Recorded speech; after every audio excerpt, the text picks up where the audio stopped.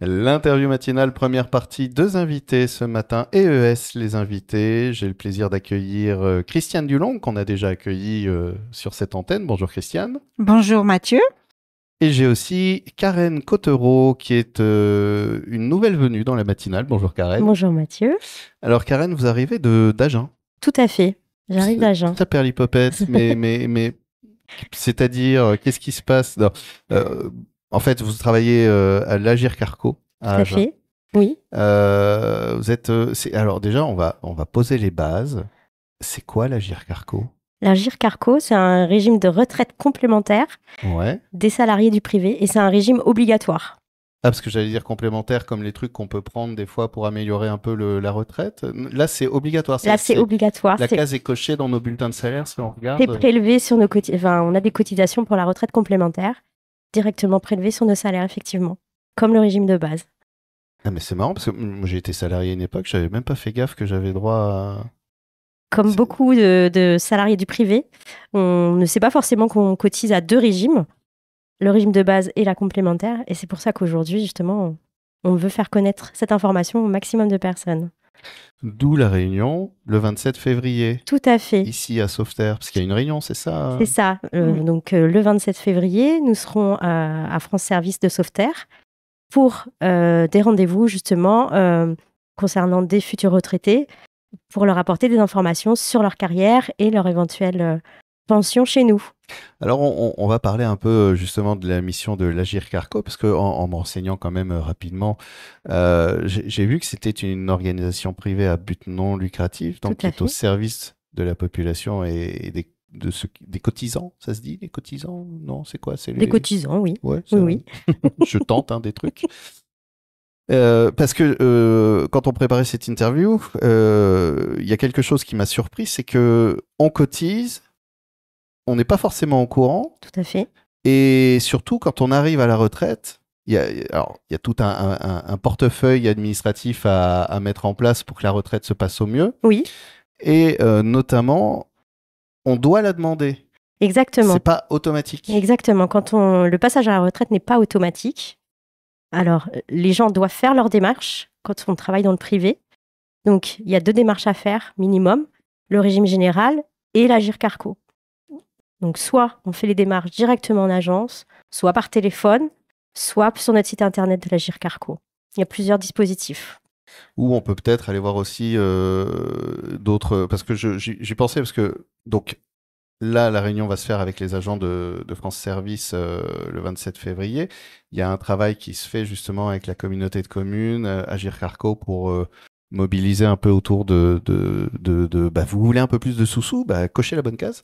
C'est ça. Non, parce que c'est le fait que ce soit aussi peu connu, au-delà d'une question pécuniaire, en fait, parce que je crois que ça peut être des fois 200, 300 euros qui filent comme ça, tant qu'on ne demande pas, en fait. Tout à fait, oui. C'est vraiment des démarches qu'il faut connaître et qu'il faut faire. Et c'est pour ça, en fait, alors France Service connaissent le régime Agir Carco, aident les personnes à faire leur dossier aussi.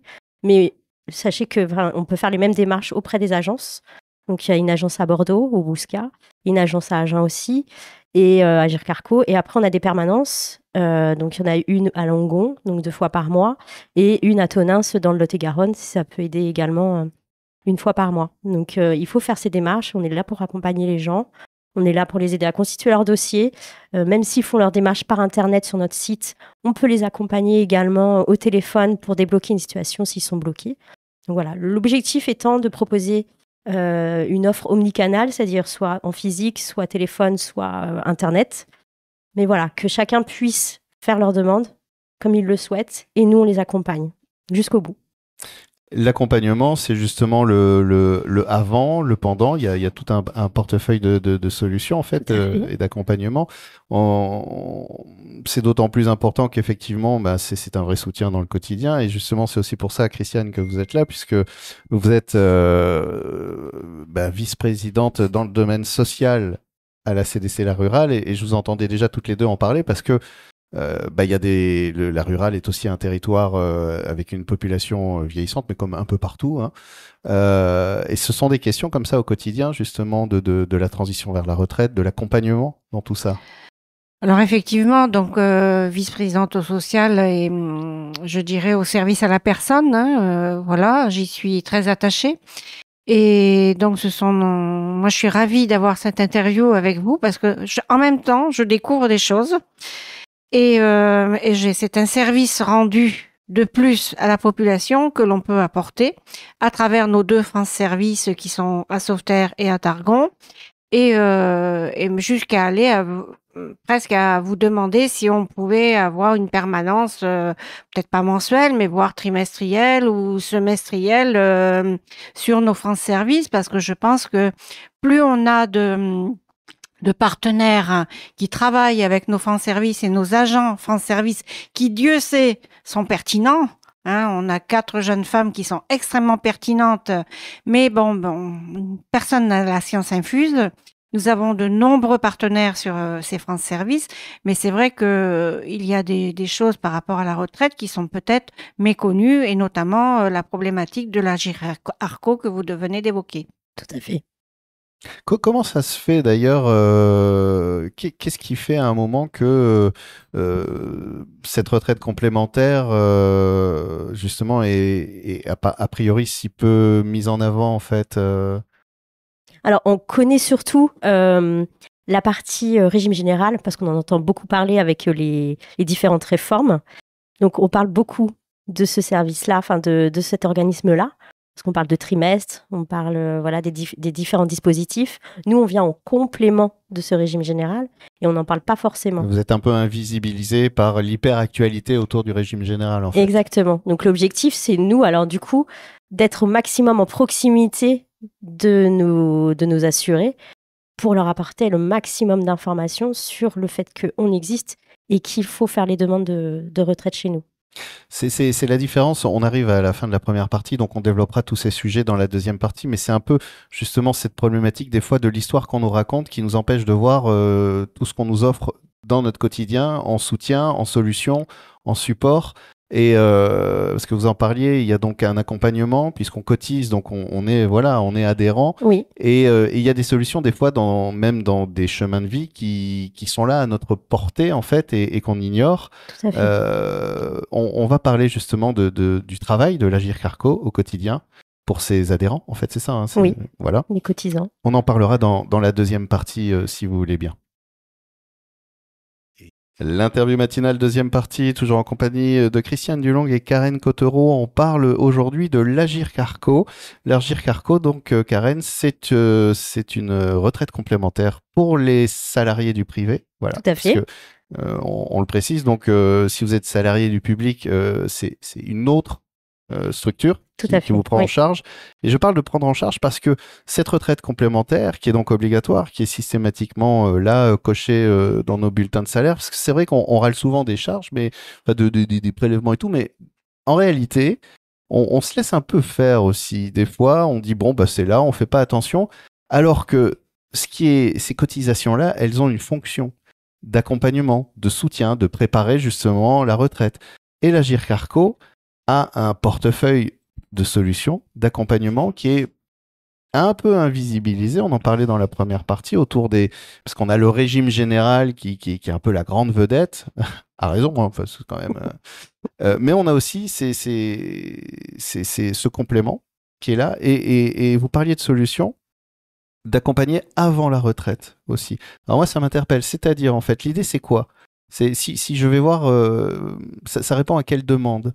Alors, pour les personnes qui sont actifs encore aujourd'hui, ils peuvent se poser déjà des questions en entendant les différentes réformes, les différentes choses, les différents sujets qui sont actuellement sur la retraite. Donc, ils peuvent venir nous voir. On fait un point sur leur carrière en leur disant, est-ce qu'elle est correcte? Est-ce qu'il n'y a pas des manques? Est-ce qu'il n'y a pas des erreurs? Parce que ça peut arriver. Là, c'est vraiment un travail de conseil, du coup. Exactement. D'arriver en ayant les bons trimestres, d'éviter les petits pièges auxels on ne fait pas forcément attention. Alors, on ne parle pas de trimestre chez nous. Ah oui. Ça, c'est au régime général. Chez nous, on parle de points. De points. De points de retraite à Agir Carco, effectivement. Et alors, comment on les engrange, ces points? Donc, avec nos cotisations. Voilà. Mais donc, si je suis au chômage, je continue à engranger, par exemple? Alors, vous avez ce qu'on appelle des points chômage qui sont calculés en fonction des activités que vous avez eues précédemment. Donc voilà, il y a des points qui sont additionnés tout au long de la carrière. Dès la moindre heure de travail, on a des points, dès l'instant que c'est cotisé. Et donc, on peut faire le point sur la carrière et faire ce qu'on appelle des estimations de la future retraite en fonction de tous les dispositifs de départ à la retraite qui existent. Donc ça, c'est en amont de la retraite. Donc ça, c'est le amont. Donc du coup, ça permet de se rassurer aussi. Puis c'est vrai qu'il y a tout. En plus, ça change. Des fois, on ne sait plus trop savoir à quel âge je peux partir, combien j'aurai d'argent. Tout à fait. Voilà, enfin, toutes ces questions qui sont quand même assez importantes. Oui. Et le pendant la retraite, il y a aussi un accompagnement qui continue. Au moment du départ à la retraite, donc les gens font leur demande auprès de l'Agirc Arrco en parallèle du régime général. Et nous, on les accompagne dans la complétude de leur dossier Agirc Arrco et on le transmet après à leur caisse de retraite complémentaire. Donc, on est là pour les accompagner, pour voir si toutes les pièces justificatives sont bien présentes. On fait le tour de la carrière pour voir s'il n'y a pas des manques. On rajoute des fois des périodes de chômage, des périodes de maladie, des périodes de maternité pour toutes les femmes. Voilà, et ça rajoute des points. Donc, on a une carrière qui est connue et nous, on est là que pour rajouter des points, en fait. Ce qui est cool. Ce qui est plutôt pas mal. On risque pas de se faire enlever des trucs. Non, normalement, non. Ça doit être très à la marge, je pense. Et il continue d'y avoir un accompagnement ensuite pendant la retraite, parce que la retraite, c'est de nouvelles choses qui arrivent aussi. C'est des fois, quand on arrive dans un âge plus avancé, on peut avoir des pertes d'autonomie, on peut avoir d'autres besoins. Est-ce que l'Agirc Arrco a une mission aussi dans... Effectivement, on a une mission aussi d'accompagnement et de prévention. Donc, il y a tout un service qui existe en termes d'action sociale avec tout un panel de services gratuits ou avec un forfait qui est appliqué en fonction du service demandé, en fonction de l'âge. Donc, il y a plein de choses qui existent en fonction de la caisse de retraite auquel on a cotisé également et on a aussi des choses qui existent. Et il y a ce qu'on appelle aussi maintenant le service de prévention qui propose des bilans gratuits à tous ceux qui ont cotisé un jour à l'Agirc Arrco. À partir de 50 ans, c'est un service gratuit, c'est un rendez-vous d'1 heure avec un médecin, 1 heure avec un psychologue. On fait le point sur des problèmes de sommeil, de nutrition, en termes d'équilibre, en termes de mémoire, de vision, d'écoute. Enfin voilà, il y a tout un bilan qui est fait. Il y a des préconisations qui sont faites à l'issue de ce rendez-vous sur 2 heures, que les personnes appliquent ou pas. En général, c'est préférable de les appliquer. Et quelques mois après, l'Agirc Arrco revient vers cette personne pour voir s'il faut réadapter ces préconisations. C'est très complémentaire, Christiane, de ce qui est aussi proposé justement par la rurale. Moi, je me rappelle, j'étais venu filmer sur la récré des seniors, par exemple, où il y avait un atelier autour du sommeil, notamment, qui expliquait un peu que quand on arrive à la retraite, on n'a pas forcément la même activité, donc le sommeil peut se dérégler, l'alimentation, etc. C'est quelque chose qui vous tient à cœur aussi. Alors effectivement, c'est quelque chose qui nous tient à cœur sur la communauté de communes, sur la rurale, parce que alors déjà, moi je suis ancienne professionnelle de santé, j'étais infirmière libérale, donc j'étais vraiment en lien direct avec les gens qui résident sur notre territoire. Et c'est toujours quelque chose qui m'a interpellée. Et donc on essaie de mettre en place, enfin de faire ressurgir, renaître notre réseau senior à travers des tas d'actions. Et effectivement, vous avez raison, Mathieu. L'année dernière, on a mis, alors très rapidement, une demi-journée qui s'appelait la récré des seniors parce qu'on n'a pas eu le temps, on a été pris par le temps. En fait, c'est le département qui, depuis l'année dernière, a mis en place une semaine d'aide aux aidants et de lutte contre l'isolement et d'aide aux seniors aussi. Hein. Et après, chaque territoire se saisit de cette semaine-là et monte des projets. Et donc, nous, cette année, l'ambition, c'était de mettre tous les partenaires qui participent à l'accompagnement des seniors. Bon, on n'a pas mis l'Agirc Arrco, je suis désolée parce que je ne le savais pas, mais on aurait pu. L'année prochaine, peut-être. Voilà. Et on essaie vraiment de monter un projet. Là, on a un projet sur 4 jours, déjà pour le mois de juin. Mais on a aussi des projets qui se profilent pour le mois d'avril, pour le mois de novembre, pour essayer de faire en sorte que nos seniors ne soient jamais laissés à l'abandon. On a des associations d'aînés qui existent sur le territoire que je voudrais raccrocher en tant que partenaire dans notre projet. Et donc c'est vraiment quelque chose qui me tient à cœur parce que alors souvent c'est ces gens chez qui on va, donc on est dans leur intime, on est chez eux, on peut pas leur imposer des choses tout le temps, mais je crois qu'ils ont des besoins et il faut répondre à ces besoins. C'est un travail que l'Agir Carco peut, justement, dans lequel elle peut s'intégrer dans sa mission? Alors oui, c'est possible, oui. Après, faut voir quel partenariat on peut faire avec le service d'action sociale territoriale sur le sud-ouest. Mais oui, c'est des choses qui peuvent s'intégrer tout à fait. On arrive déjà à la fin de la deuxième partie de l'interview, ça passe vite, le temps Oui. file. Je rappelle qu'il y a une réunion le 27 février, mais tout est déjà rempli, donc voilà. Par contre, c'est l'occasion pour nos auditeurs, nos auditrices de peut-être faire un premier contact avec l'Agir Carco si les questions, si les sujets qu'on a évoqués ouvrent un peu des questions, de se dire ah bah tiens oui, j'avais pas percuté de ça. Donc il y a une permanence qui se fait à Langon, à Bordeaux, à Tonins, bientôt à Sauveterre, hein, n'est-ce pas? Et Je le souhaite. Ça va se mais faire, en ça va se attendant, faire. non, mais en attendant, c'est vrai On que va y travailler. le premier lien avec l'Agir Carco, si on ne peut pas se déplacer comme ça, qu'on est sur le territoire de l'Entre-deux-Mers autour de Sauveterre, le premier lien, c'est quoi? C'est Internet, c'est le téléphone, c'est France Service à Sauveterre. C'est quoi, en fait, Alors, nous, on peut nous contacter par téléphone.